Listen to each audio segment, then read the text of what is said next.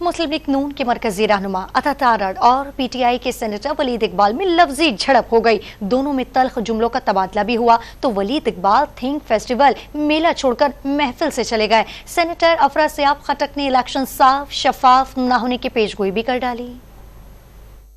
Think fest 2024 के दूसरे रोज Alhamra hall की अदबी बैठक में गुफ्तगू के दौरान अताउल्लाह तारड़ ने बानी पीटीआई पर तनकीद करते हुए उन्हें हाइब्रिड निजाम का बानी करार दे दिया। सेनेटर वलीद इकबाल ने पेशगोई करते हुए कहा कि इलेक्शन डे पर धांधली ज़दा रिजल्ट आएंगे।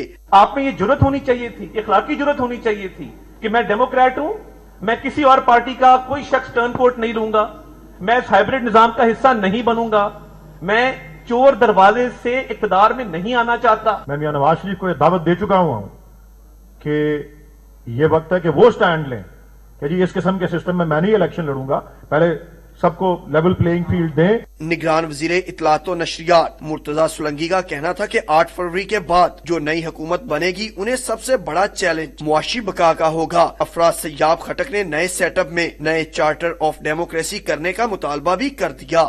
पाकिस्तान में चाहे इंतखाबात हों या ना हों, हुकूमत रही है और अगर किसी के पास लेवल प्लेइंग फील्ड है तो वो सिर्फ और सिर्फ पाकिस्तान की अशराफिया के पास है। पीटीआई, नून लीग, पीपल्स पार्टी, एएनपी, मौलाना फजल रहमान, सबको एक नया चार्टर ऑफ डेमोक्रेसी करना चाहिए जिसमें जैसे उन्होंने सबक सीखा था 2007 में चार्टर ऑफ डेमोक्रेसी, इसी तरह से एक नया चार्टर ऑफ डेमोक्रेसी हो जिसमें सब शामिल हो।